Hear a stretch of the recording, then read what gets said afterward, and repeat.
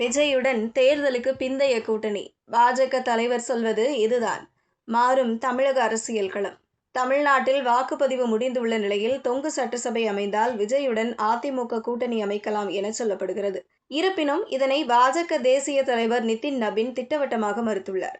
விஜய் கட்சியுடனான கூட்டணிக்கு தேவை ஏற்படாது என கூறியுள்ள அவர், தமிழகத்தில் பெரும்பான்மையை பெற்ற என்டிஏ கூட்டணி ஆட்சியை அமைக்கும் என தெரிவித்தார். தமிழகத்தில் மொத்தம் 234 தொகுதிகள் உள்ள நிலையில் அனைத்திலும் நேற்று ஒரே கட்டமாக வாக்குப்பதிவு நடந்தது.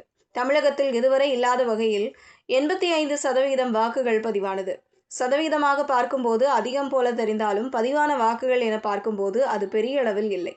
இந்த தேர்தலில் திமுக, அதிமுக வலிமையான கூட்டணியை உருவாக்கி களமிறங்கின.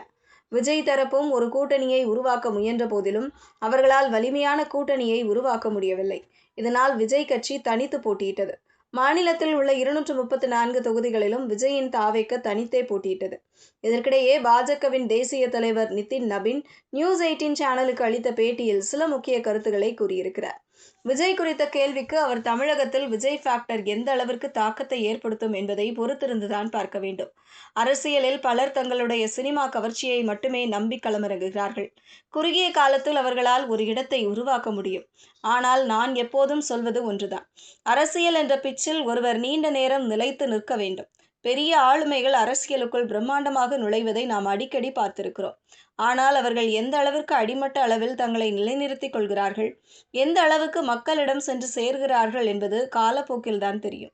விஜய் அவர்களுக்கு இது ஒரு தொடக்கமாக இருக்கலாம். ஆனால் அது ஒரு மிகப்பெரிய மாற்றமாக அமையும் என்று நான் நினைக்கவில்லை என்றார். எதிர்காலத்தில் விஜயுடன் கூட்டணி அமைத்து ஆட்சி அமைக்க வாய்ப்பு இருக்கிறதா என்ற கேள்விக்கு அவர், நாங்கள் ஏற்கனவே ஒரு வலிமையான கூட்டணியில் இருக்கிறோம். எங்களது கூட்டணி கட்சிகள் அனைத்தும் இணைந்துதான் இந்த தேர்தலை சந்திக்கிறோம். இன்றைய நிலவரப்படி அதற்கு தேவை இருக்காது. தேர்தலுக்கு பிந்தைய கூட்டணி என கருத்தில் கொண்டால் கூட அந்த தேவை உருவாகும் என்று நான் எதிர்பார்க்கவில்லை. தேசிய ஜனநாயக கூட்டணியாகிய நாங்களே ஆட்சி அமைப்போம் என்பதில் நான் உறுதியாக இருக்கிறேன் என்றார். மேலும் விஜயுடன் கைகோர்க்கும் கேள்விக்கே இடமில்லையா என்ற கேள்விக்கு அதற்கான தேவையே இருக்காது என்று நிதின் நபின் பதிலளித்தார். மேலும் தமிழ்நாட்டில் தேவையான பெரும்பான்மையை பெற்று என்டிஏ ஆட்சியை அமைக்கும் என்றும் அவர் குறிப்பிட்டார். வரும் மே 4ஆம் தேதி வாக்கு எண்ணிக்கை நடைபெறுகிறது. அன்றைய தினம்தான் விஜய் ஃபேக்டர் மாநிலத்தில் எந்த அளவுக்கு தாக்கத்தை ஏற்படுத்தி உள்ளது என்பது நமக்கு தெளிவாக தெரிய வரும்.